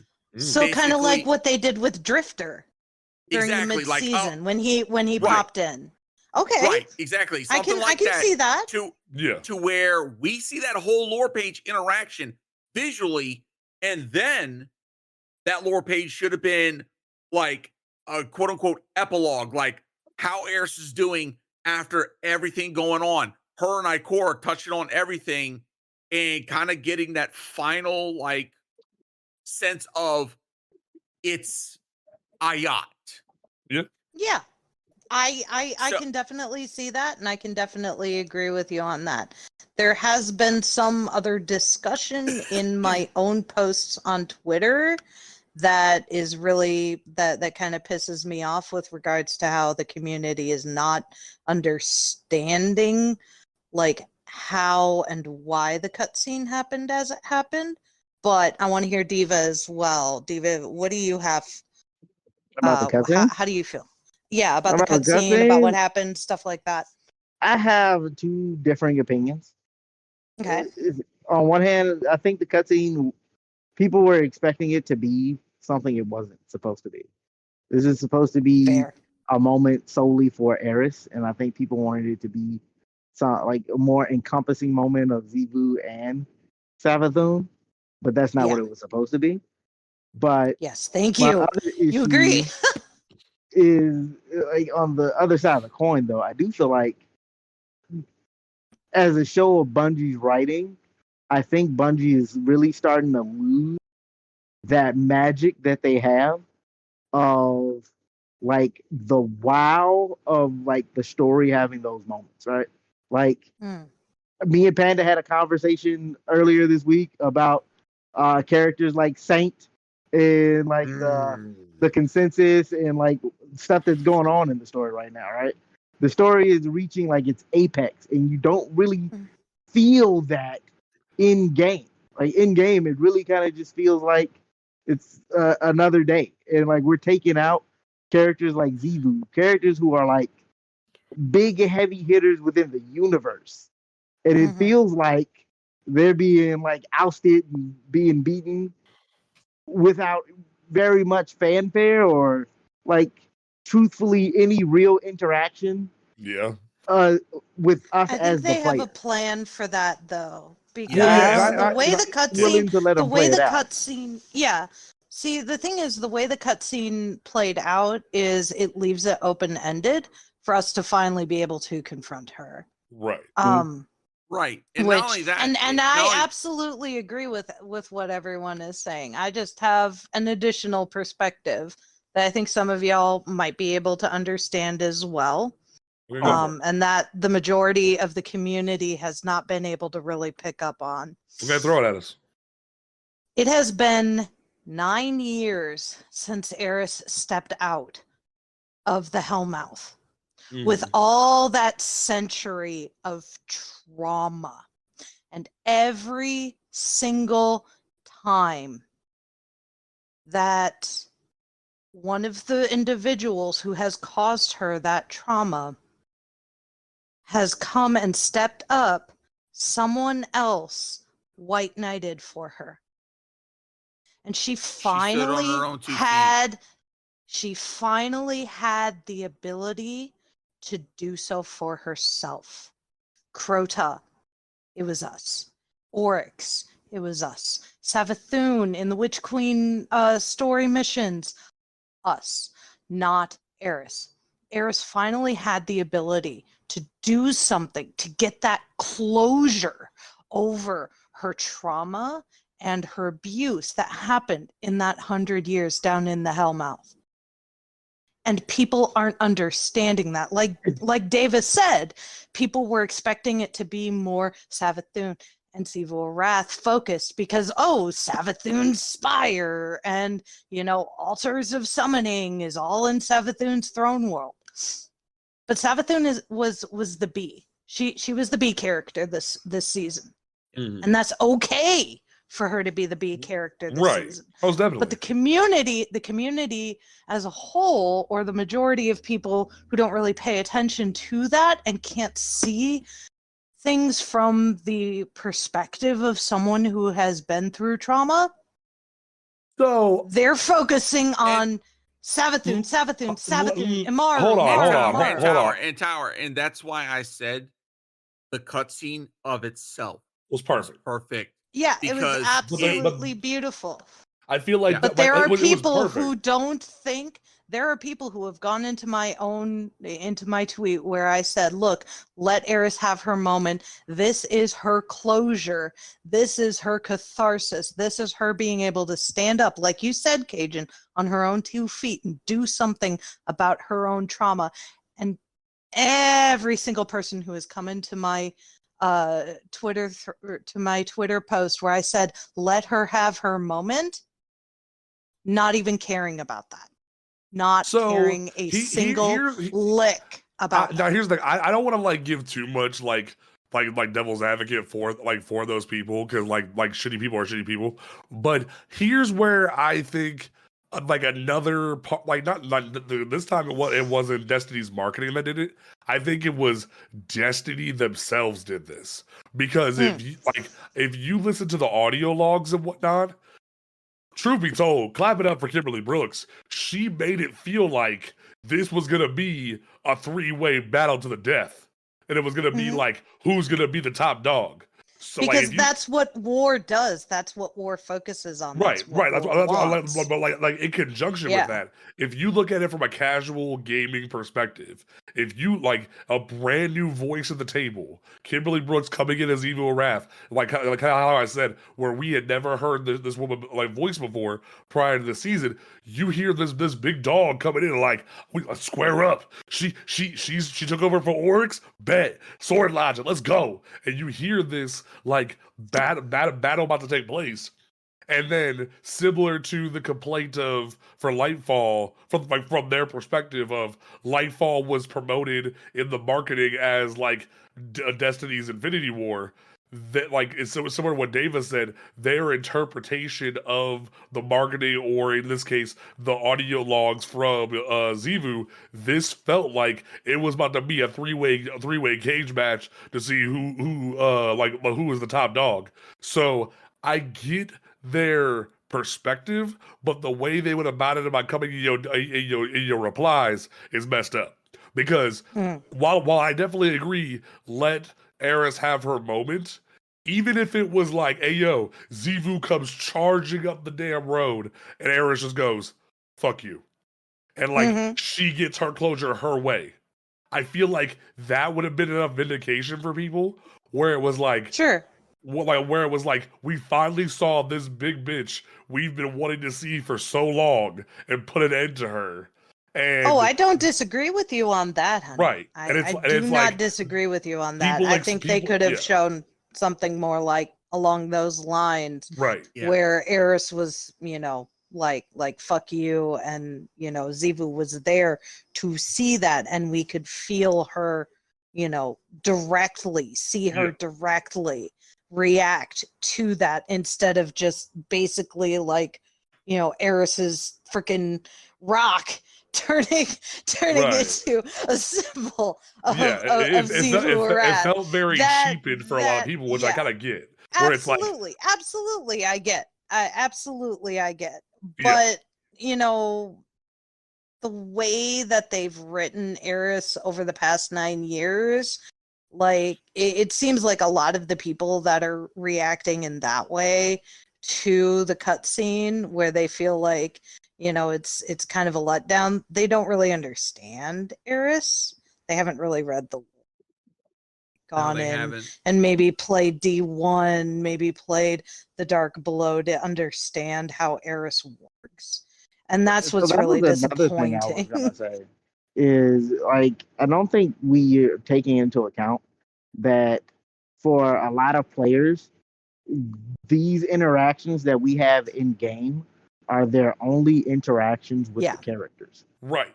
Yeah. So to them, this isn't a complete story.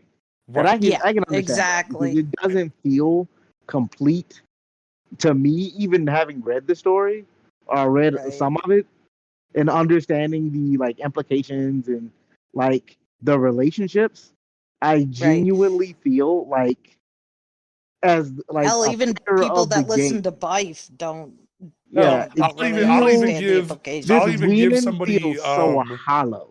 Yeah, like I'll even give somebody angel replies, so like their roses here, where they said, "Believe me, I did understand, but I still would have wanted Elsie to be involved in this, because similar to Season of the Haunted, Elsie didn't need to be involved. Hold on.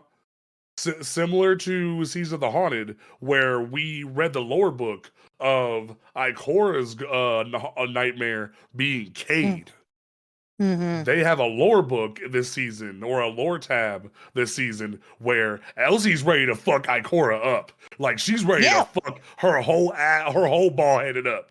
And because she's like, I've seen this, bitch. I've seen this happen. Why are you not listening to me? And not everyone gets to see that. They've heard of it from Bife. They've heard of different things about the dark future, but they've never seen that play out. They've never seen that tangible in their hands, in their optical view of what this could be. So, and those same people didn't listen to the radio messages then. Right. Because straight up, Eris says, if that does happen, put me down. Right. But at the same time, just hearing it all the time doesn't resonate with everyone. Like three of us are like all ADHD. We love audio to death. But like in terms of what's going on with like not, I wouldn't say neurotypical people, but certain like different people operate certain ways. When it comes to not seeing, they're not absorbing it. So like, do you know how cool it would have been if just like, because as much as I don't like how slow and painfully annoying Season of the Deep's like each week was, the different like interactions they had with like the in-game models during a Season of the Deep, where there's that interaction with Zavala and Saint, where Zavala's like, bro, how'd you do this before? Because I hate being behind a desk. And Saint's like, yeah, right. Why do you think I don't do it anymore? You're better than me, motherfucker. And it's like, or there was the whole like Saladin and Drifter having a drink. Like if they did, like, do you know how cool it would have been if Ikora was just somewhere in the helm and Elsie would have pulled up and been like, bitch, I'm about to rock you. Like it'd have been that, like that kind of small tangible thing instead of just a radio message would have been like, they gave it to Drifter. Why couldn't Ikora get smacked upside the bald head from Elsie and got her privilege? I feel you. I definitely do not disagree with you on any of that, my dear. Yeah. So I get where their headspace is. I'm with you 100% of the way. 100%. I think it's just they need to they need to retool how they say what they're saying to you, because I get where their headspace is. I understand seeing is believing, believing is seeing. I get where their headspace is, because some people do feel cheapened. Like if I never see what Xivu looks like in game, I'm gonna feel a little robbed because I wanted my Xivu Wrath fan club shirt. So it's like it's gonna be. I'm sure we'll get it. I'm sure. So it's I definitely get their perspective to a certain degree. I feel like people need to learn how to phrase things differently instead of coming off hostile. Yeah. I personally, and this is just me spin foiling, I think the reason that they left it open-ended is because she's going to go back to the witness and have something to help her, probably in the final shape. And I think that would be really great, because I think they said something about 2 raids in the final shape. Nah, it's only 1 raid. Okay. It's a raid, but then there's going to be a quote-unquote final encounter. What's going to happen is we're not actually going to defeat the witness in the raid. It's going to be a mission that everyone can help with after the raid is complete. Okay, yeah. So I mean, I think there's going to be something with her. So I'm calling it, we're going to fight Xivu and freaking the final shape raid. See, I'm with you on that, Cage, and that's what I'm thinking as well. Given the ending of this season, if they don't do it next season, if they don't, it's going to be a freaking dungeon boss. That's what I've been saying for the longest time. Just make Xivu be a dungeon. I want to believe that they would do some shit like that. I don't think they will. I am wholeheartedly thinking that they're going to do exactly what they did to Callus. Somewhere in the story, it'd be like, all right, well, we killed her. Now we can go kill the witness in the raid. And that's what's got me worried, because that would be a lackluster way of telling her story. But I agreed, and I apologize. I have to mute because I'm like, yeah, okay. Very fun. And that's why I'm a little concerned with the way Bungie's telling their story right now, because I genuinely feel like they know how to hype characters up, but they really drop the ball when it comes time to show me what you've been talking about this whole time. That is a part of their story that they really struggle with. They know how to write good stories on paper, but they don't know how to act it out in game when the time really comes. Yeah.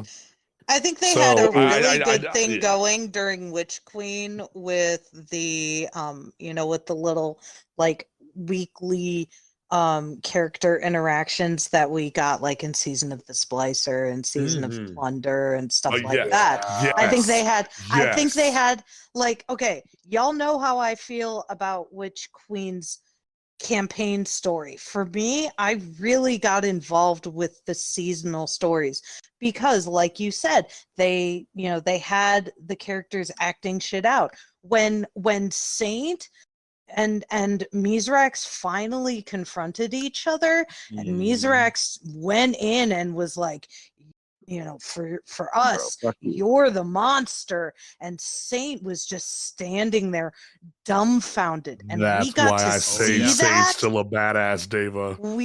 I agree. When we got to see Saint, but when we got to see Saint standing there dumbfounded, like you didn't even need to take his helmet off to see that look, to know that he was just watching Mizrax as Mizrax told that story and going from angry to oh my God, what have I done? And then he just kind of like stands there for a good 10-15 seconds before being like, I gotta leave, and just nopes the fuck out. Seeing that was really engaging. Now I will say That's this. really good storytelling.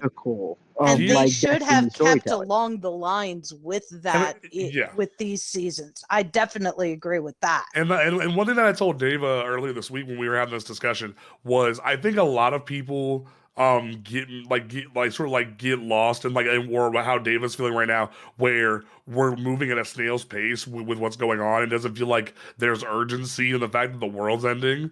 We're not like already through the portal, and we're taking a whole year to get through the portal.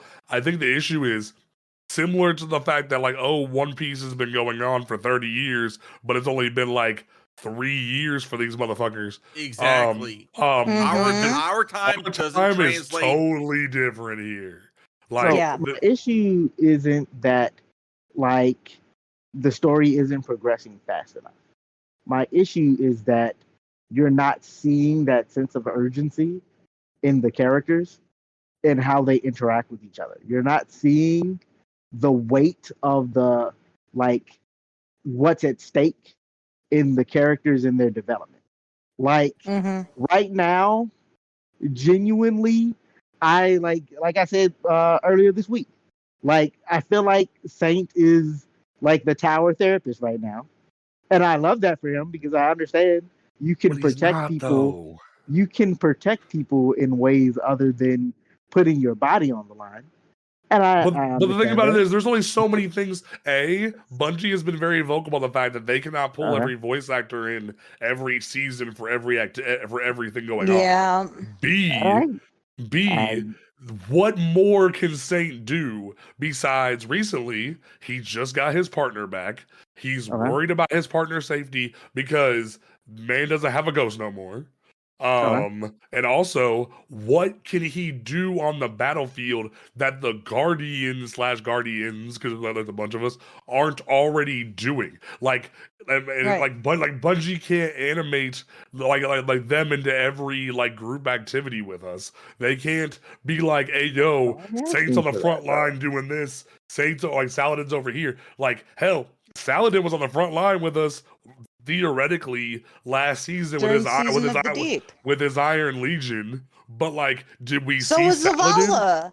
Did we see Saladin? No, we saw the Iron war beasts and shit because they can't throw Saladin's model on the field and let him cut shit up. The last time we saw Saint in in-game doing some shit was they recycled his bubble animation from Season of Dawn and it had him help us during Season of Lost. So they can't really do a whole lot in game, but those occasional moments in the heat of the ending of the season where they're like, oh, I'm over here doing this, oh, I'm over here doing this, but they can't show it because limited resources. And on top of that, they can't have every voice actor be involved every season. Hell, even during the Witch Queen campaign, when they were hinting at who was gonna get focus, that like that whole year where they had like Saint in the one corner, they had Anna Elsie, Bray, they had Anna Anna. Bray in the room, they had Elsie in the room, they had fucking Eris in Hell, the they room. they didn't even have Mizrax physically in the room, even though he was They had part him of a hollow Season of projector. Plunder. They had him on a hollow projector. Same thing with Kaido. With Kaido. Yeah. But they had Drifter there.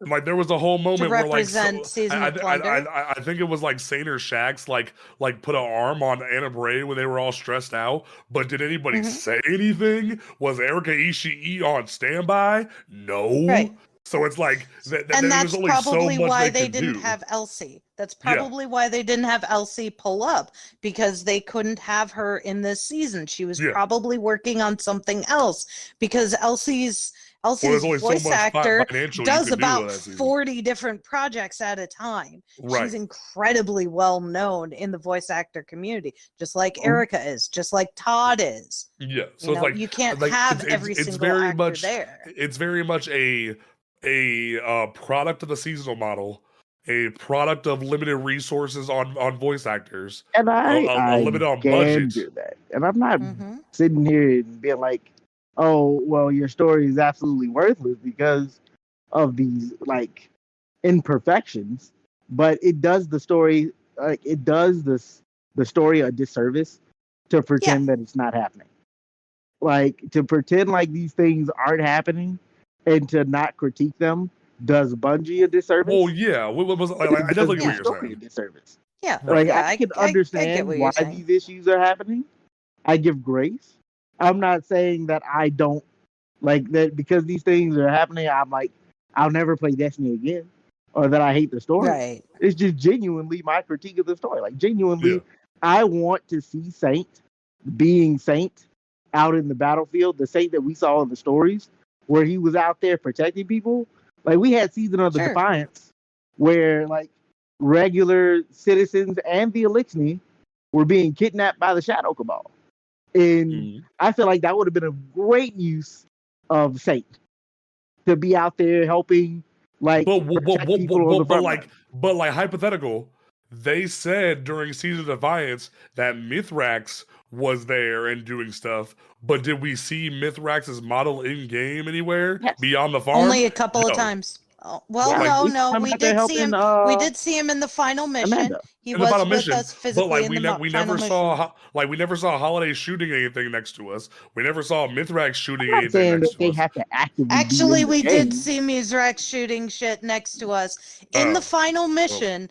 One of the rooms that you go past, you can literally see Mithrax shooting down Cabal. It's fucking hilarious. My mistake. But it's like he's just teleporting like a fucking overload captain. So like, are you just wanting like more voice audio of like him like words of him doing something? Words of or are you just wanting to see his model in game? See the models in game. I just want to know that they're out there on the battlefield. Like my question right now to Saint is, what were you doing during this particular moment in time? I mean, during Defiance, I would say like they didn't tell us during Defiance, but like I think during Defiance, they would probably say that like, he was like helping people in general. They might not have said it, but he could have been doing a lore book, or like there was that whole he was trying to convince Osiris not to fucking kill himself.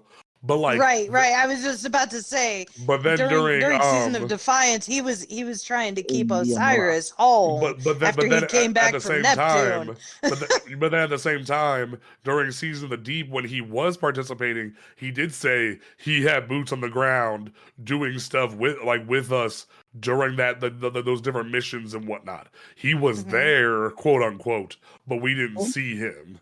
Yeah, because we didn't see Salone either, but. Yeah, and I give him grace for that. I'm not mad at him about it because I think his position in that particular season was more so to keep Salone whole because we needed her. And Saint is a wonderful like person to like help people process the things that they're going through. Right. And I know I give him shit for being a therapist, but that is a genuine role. People need that person, the heart.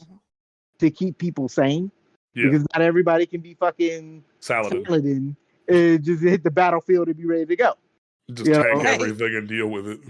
Exactly. Right. Not everybody can do that. And I give him grace for that. I'm not mad at him. But I mean, like, legit, when you think Saint, part of his story is that, for each one of those purple ribbons on his armor is a person he saved. Yeah. And right now, I genuinely think the Saint from the stories in the lore books would most definitely have his boots on the ground protecting the civilianry. And I feel like genuinely just for season of the books. But the Saint from the lore books is not the same Saint that we know. I feel like the Saint from the lore books didn't learn the same lessons that Saint has learned recently. Because all the lessons that he learned being trapped in the Infinite Forest.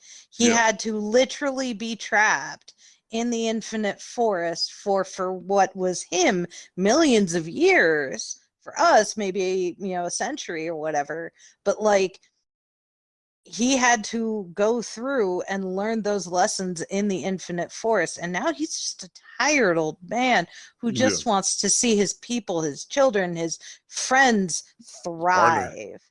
But don't get me wrong. Don't get. Will man throw hands if he needs to? But don't count him out yet. Do not count him out yet, okay? Because trust me. He's got that shotgun polished, and now that the rat's been knocked down a freaking peg. You can take the soldier out of the war, but you can't take the war out of the soldier. Oh no, he's about to decorate. Always going to be a war I said it last night. I said it last night on your stream. He's about to paint Xevious Wrath against the wall like a Jackson Pollock painting. Yeah. Oh hell yeah! Oh hell yeah! He's one of those where right now he's got that mindset of the tired old man who's ready to just sit down, let the younger people take care of business.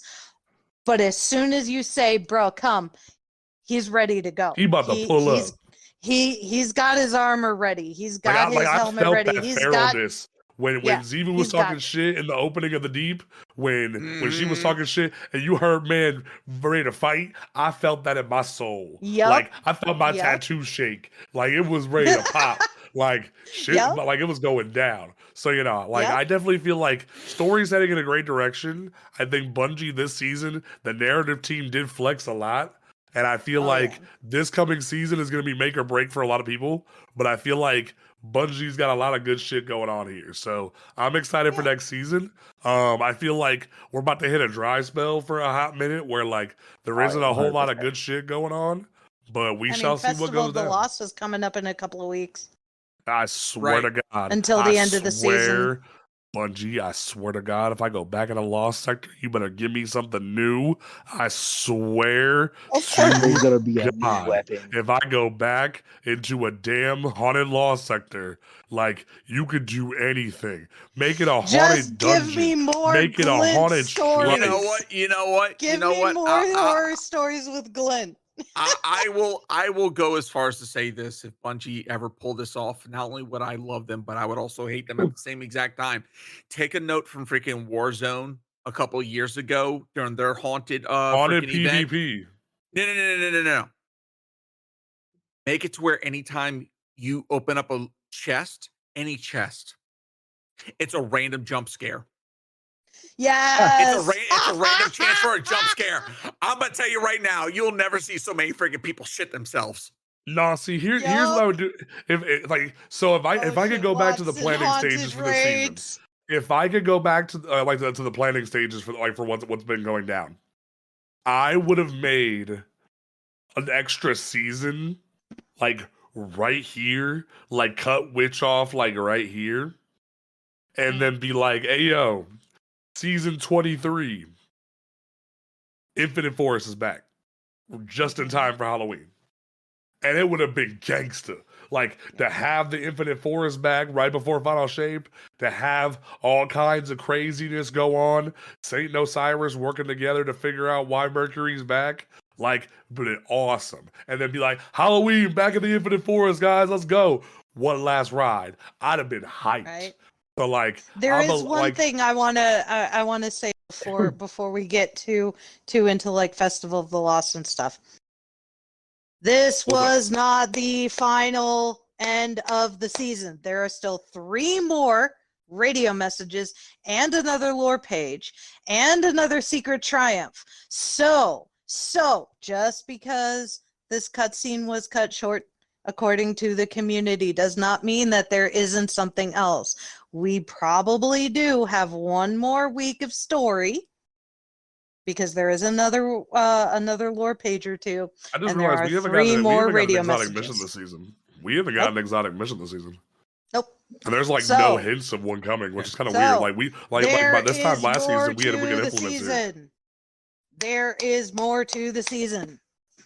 That's all I'm gonna say. We shall see. If you look at the triumphs, we are not done yet. Yeah, but the fact that you can already get the seal for the season has a lot of people saying that like you can already close the book. So like I kind of get with the vibe.